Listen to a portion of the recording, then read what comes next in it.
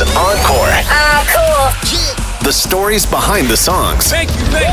Here's iHeartRadio's Miles Galloway. This week, I'm podcasting in the rain. Hey, it's Miles Galloway, and this is the story of Rihanna and Jay-Z's Umbrella.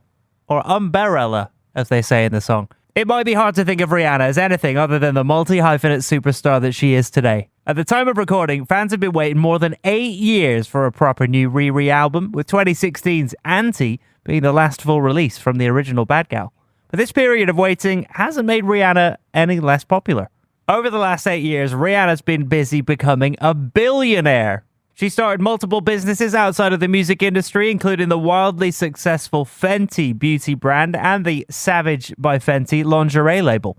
She's also become an official parliamentary national hero in her homeland of Barbados, a title given out to only 11 people in history and comes with the perk of being called the Right Excellent Robin Rihanna Fenty on her home island. And perhaps most importantly, she started a family with hip-hop tastemaker A$AP Rocky. The couple now have 2 young sons, RZA Athelston Myers and Riot Rose Myers. But back in the year 2007, with all of this ahead of her, Rihanna was at a bit of a crossroads. She'd released 2 albums as a teenager in 05 and 06, and although her second record, A Girl Like Me, achieved a decent amount of success in the US, and ended up becoming her first platinum album in Canada, critics were starting to become, well, critical of her sound. Despite the fact that she was still so young, some critics were growing tired of the Caribbean sound that she'd made her name on, with Music of the Sun and A Girl Like Me, and some were anticipating that Rihanna would pan out being nothing more than a Beyoncé knockoff. In his book, The Song Machine, Inside the Hit Factory, John Seabrook noted, quote, 2 albums into her career, it still wasn't clear who Rihanna was.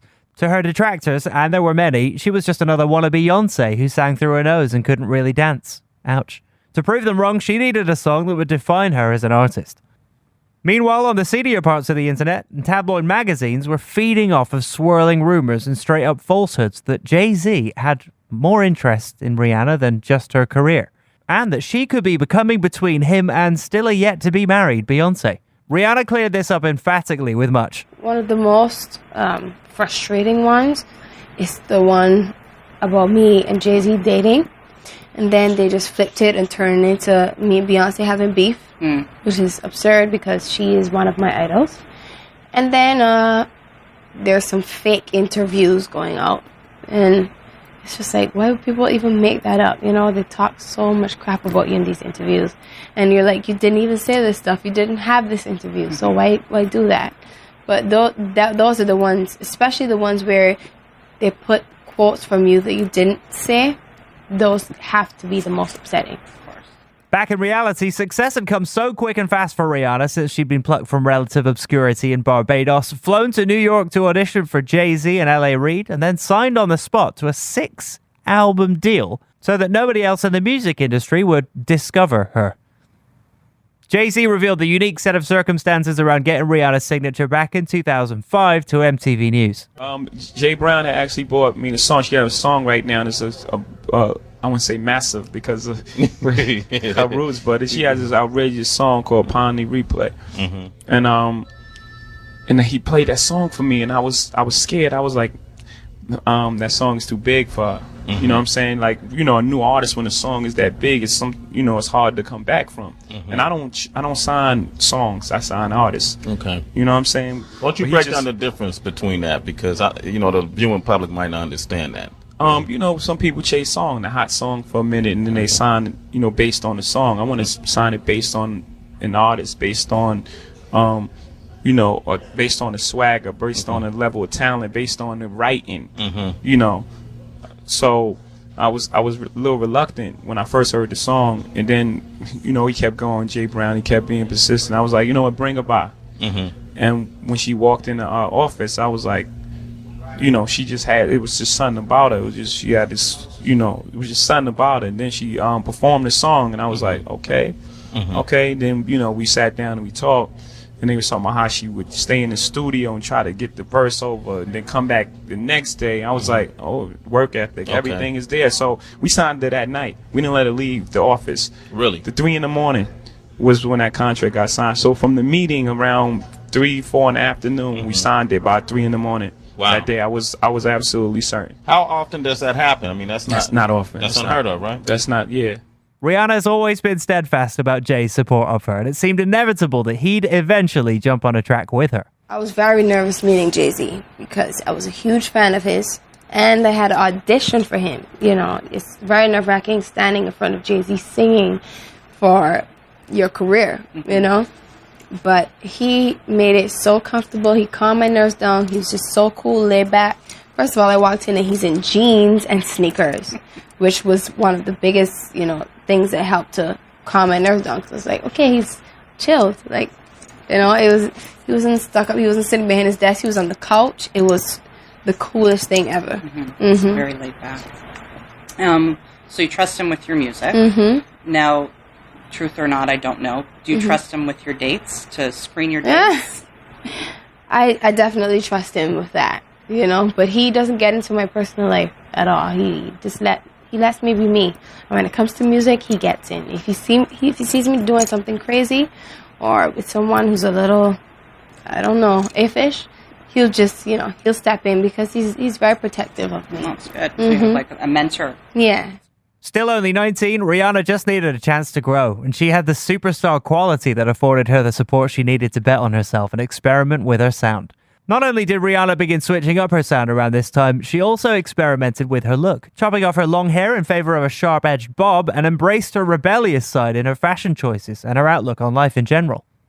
In the early days of 2007, Rihanna began working on her third album, which would of course go on to be titled Good Girl Gone Bad. She told MTV that the new music is going in a different direction, not on purpose, but I just want to hear something fresh and mostly up-tempo. I think that's where I want to go on this one. You feel different every album, and at this stage, I feel like I want to do a lot of up-tempo songs. She told the Today Show, "It's where I am in my career. It just represents my rebelliousness. I think every teenager just has a point in their life when they just get rebellious. They go into their own world, they shut everybody's opinion out, and they don't care." Rihanna also told much of it about her transformation. Well, I've learned that I am a very stubborn person. I like doing things my way. You know, everyone believes that their way is best, but I just, you know, abide by that as well. But at the same time, I had to grow to learn to become open to people's opinions, and I am now. But especially on this album, I had to kind of take control and do everything my way. Looking back on these interviews now, I can't help but be fascinated by Rihanna at this time. Literally within the span of 2 calendar years, we were seeing the true Rihanna come to the forefront, or at least the version she continues to show us. In present day, Rihanna's been a dark, edgy, badass rock star that radiates effortless coolness for so long. It's almost more jarring to see this wide-eyed teenager still finding her sound. Good Girl Gone Bad was recorded all over the world at studios in LA, New York, Chicago, Barbados, Norway, England, and Toronto, Ontario, Canada. Rihanna doesn't have a single writing credit on the album, but boy did she bring some heavy hitters of 2000s pop to pen the songs. Umbrella, of course, was written by Christopher Tricky Stewart, Cuck Harrell, and The Dream, but other writing credits on the record went to Justin Timberlake and Timbaland, Neo, Stargate, and Lionel Richie, and featured interpolations of Michael Jackson and New Order songs. For Umbrella itself, as legend has it, Tricky and Cuck were messing around in the GarageBand software with their default hi-hat drum sounds and some chords, when The Dream walked in the room and was immediately inspired by the beat. The Dream recalled the story to Genius in 2017.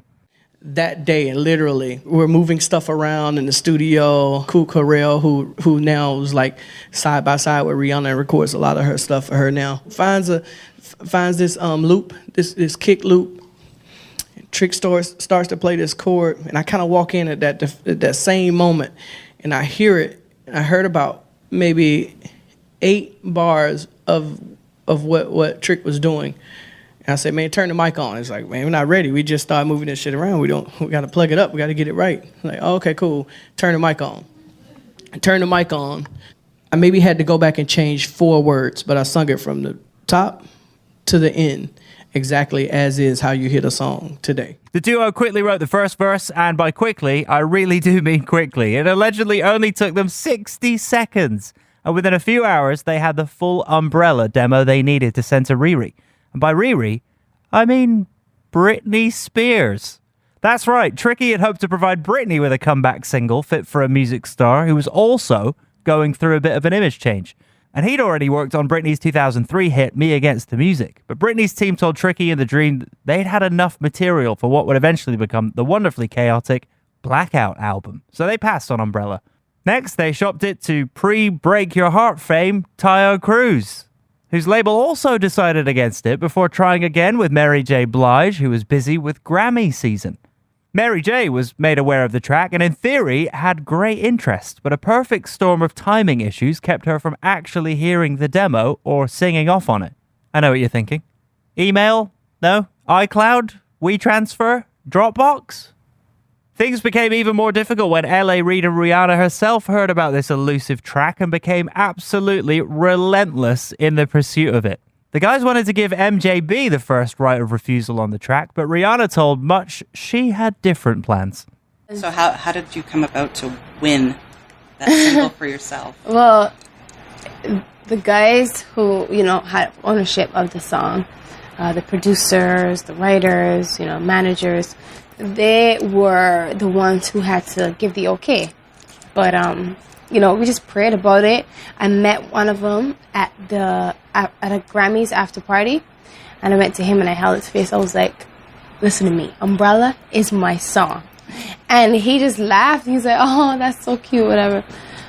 I said, no. I pulled him back. I said, I'm serious. Umbrella is my song, and I'm dead serious. And I gave him a look like, yeah, that better be my song, dude. And we went in the studio 2 days later. We recorded it. And I was really, really excited that they gave it to me because I had so much faith in that song. I love it so much. It's definitely one of the closest songs to my heart on the album because of the battle. The battle. Mm-hmm. And you won it. And thank God for that. Thank you so much. Not to waste any more time, within 2 days, Rihanna was laying down her signature Ella, Ella, on the track. Those iconic Ellas aren't just an earworm for mere mortals like you or I, by the way. Tricky told MTV, when she recorded the Ellas, you knew it was about to be the jump off, and your life was about to change if you had anything to do with that record. Despite being so heavily involved in Rihanna's career, by 2007, Jay-Z hadn't actually contributed to a Rihanna song as a featured artist. Fresh off a moderately successful 2006 album called Kingdom Come, it was a little bit surprising that Jay was active in music at all. Believe it or not, 2003's Black Album was considered a retirement album of sorts for Jay-Z, as the real-life Sean Carter had hopes to release music going forward under his birth name. For the record, it would take him until 2018 to do anything remotely similar to that idea when he released a collaboration record with Beyoncé under the moniker The Carters. Jay-Z certainly didn't need to collab with RiRi, and realistically, she didn't need to collaborate with him. We've all heard Umbrella with or without Jay, and that song was going straight to the top. If anything, Jay-Z's feature on the song was the ultimate cosign that transcended his actual performance. He'd long been recognized as both musical and business genius, but much like with Beyoncé's Crazy in Love, his instantly recognizable voice at the very top of the track made you stand up and pay attention, accentuating those GarageBand-produced hi-hats in a way that only he could. If Jay-Z was telling you this was going to be good, this was going to be good. Funnily enough, the version of Jay's verse that we hear to this very day is his second attempt. Tricky told MTV News that at the very last moment, Jay-Z went in and changed the verse completely to its current form. Quote, when I go back every once in a while and listen to the old rap, what he wrote instead makes so much better sense. And from a songwriter's standpoint, he just really made it more about the song, with the metaphors about umbrellas and the weather versus what he had before. I've looked and I can't find the original verse anywhere. Come on, Tricky, release the Umbrella Sessions. The video for Umbrella sees a confident Jay-Z under a curtain of raining sparks deliver his aforementioned verse before finally introducing the brand new RiRi. In all of her good girl gone bad era glory, dressed first in black leather and then in a white dress. Rihanna fends off CGI waves before transitioning into her umbrella-centric on-point choreography that future Spider-Man Tom Holland would pay brilliant homage to years later. The striking silver body paint Rihanna is seen writhing around in was actually director Chris Applebaum's first concept for the treatment, but he was worried she wouldn't like the idea. Of course, this video was to be Rihanna's reintroduction to the world, so she enthusiastically embraced the sexy, edgy concept. Finally, Rihanna herself is showered by the sparklers from the sky as water floods the ground below. There admittedly isn't really a story to this video, but it didn't need it. Umbrella easily won the 2007 MTV VMA for Video of the Year and holds the unique distinction of being the only winner of Monster Single of the Year, an award that was transitioned back to the much less aggressive-sounding Song of the Year in 2008. If you're listening to this podcast, I probably don't need to tell you that upon its release, Umbrella received universal acclaim. Sal Cinquemani of Slant magazine said, "The song is just plain good. Regardless of genre, proves that Jay and Rihanna, who's already scored hits across several formats with a string of singles that couldn't be more different from each other, are dedicated to producing quality hits." And remember our friend John Seabrook, who coined the term wannabe Beyoncé at the beginning of this episode? Well, I was a bit cheeky and didn't actually finish that quote, but I will now. 11 rhythmic syllables, Umbrella, Ella, Ella, A, did what the two previous albums together hadn't done. They defined Rihanna as an artist. Umbrella marked the arrival of something new in pop, a digital icon. In the singles-oriented world of today, the artist has only 3 or 4 minutes to put their personality across, and at that, Rihanna would prove to be without peer. You're lucky if you get 2 minutes these days. Within 7 weeks, Umbrella shot up to number 1 on the Billboard Hot 100 and then stayed there for another 7 weeks. It became the second best performing single of the year, only shoved to the left by Beyoncé's crossover smash Irreplaceable. Here in Canada, it debuted at number 1 on the Canada Hot 100, and in February 2023, it made its triumphant return to the American chart following RiRi's Super Bowl halftime headline performance. As well as winning the 2008 Rap Song Collaboration Grammy for Umbrella, Good Girl Gone Bad produced 4 more mega hits, including Shut Up and Drive and Don't Stop the Music, and went no less than 6 times platinum in the US and 5 times platinum here in Canada. On the 10th anniversary of the album's release, Deshaun Smith of Billboard reflected on the album, saying, quote, "The Good Girl era became a universally recognized moment where RiRi solidified her position as an international superstar. Her signature bob haircut and newly seductive stage persona captivating fans and press." In the years that followed Umbrella, Rihanna's kept Cuck Harrell very close when producing music. After a quick departure from 2009's Rated R, he was busy working on the vocal production for a little artist called Justin Bieber's first record. Cuck returned to the fold to work on most of the vocal production for all of Rihanna's albums since 2010's Loud, and served as vocal producer for 2022's Oscar-nominated Wakanda Forever single Lift Me Up. So if one man knows when R9's coming, it's probably him. Until then, it looks like we'll just have to keep Rihanna's unreal catalogue of hits to ourselves for a rainy day. Does anyone know where I can find an umbrella? No, seriously, I've got to walk home after this. It's raining outside. I'm Miles Galloway, and that was the story of Rihanna and Jay-Z's Umbrella. New episodes of Encore drop every Thursday. Encore is an iHeartRadio Canada podcast. Subscribe to this podcast on iHeartRadio or wherever you get your podcasts. Download the iHeartRadio app for more great podcasts just like these.